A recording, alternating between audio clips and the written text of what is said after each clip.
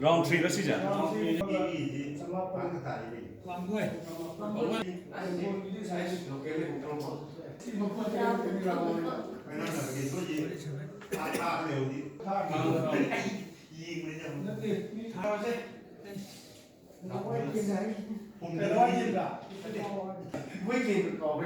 Thawal round 2 natra. Thawal round 2 ne.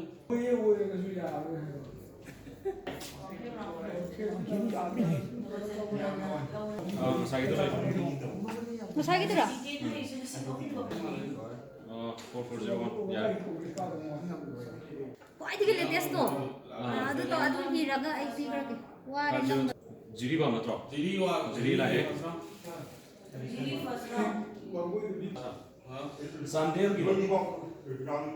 Sandel gitu round 3. Round 3.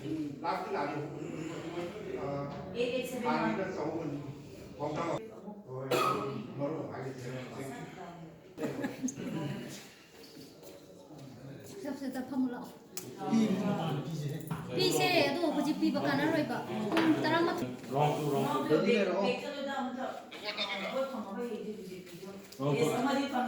Mau bisa gitu.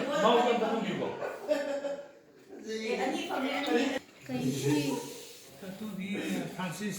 Next. So, she says, "Kalau aku hari ini, aku belum tahu mana. Mana sih?